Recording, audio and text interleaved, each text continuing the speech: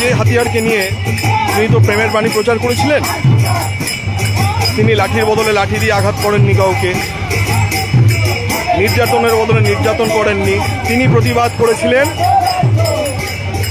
খোল করতাল এবং হরিনাম সংকীর্তন।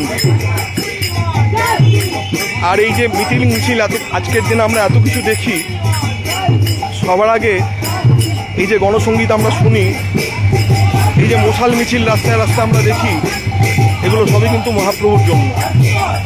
মহাপ্রভুই আমাদেরকে শিখিয়ে দিয়ে গিয়েছিলেন যে কীভাবে সংগঠিতভাবে সংঘবদ্ধ হয়ে মিছিল করতে হয়। তাই যেখানে সারা বাংলা তথা সারা দেশ, বিশ্বের নানা প্রান্ত থেকে এই আরজিকর কাণ্ডের তীব্র নিন্দা এবং প্রতিবাদ চলছে, তার বিরুদ্ধে আমাদের ওই মিছিল অনেকক্ষণ আগেই আমরা রওনা দিয়েছি। তরুণী চিকিৎসক, তরুণী ডাক্তার, যাদেরকে আমরা ভগবান বলে মনে করি, ডাক্তাররাই যেখানে সুরক্ষিত নয়, সেখানে আমরা সাধারণ মানুষ আমরা তো অসুরক্ষিত হবই। আমার ঘরেও আমার বোন, মা, আমার স্ত্রী, দিদি সকলেই আছেন, প্রত্যেকের ঘরেই আছেন কম বেশি। কিন্তু তারা যদি আজকে তার কর্মস্থলে, নিজ নিজ কর্মস্থলে যদি না সে যদি সুরক্ষিত না থাকে, তাহলে তো এর চেয়ে লজ্জাজনক কিছু হতে পারে না। তাই সারা বাংলা থেকে এই প্রতিবাদের ঝড় উঠেছে।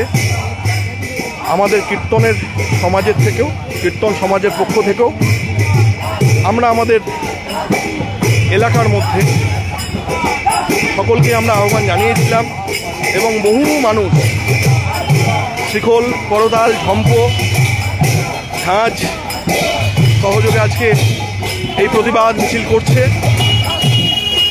বহু পথ চলতি মানুষও সামিল হয়েছে। আশা করি এত লক্ষ লক্ষ হাজার হাজার মানুষের প্রতিবাদ কখনো বিফলে যাবে না, এইটুকু আশা অন্তত আছে।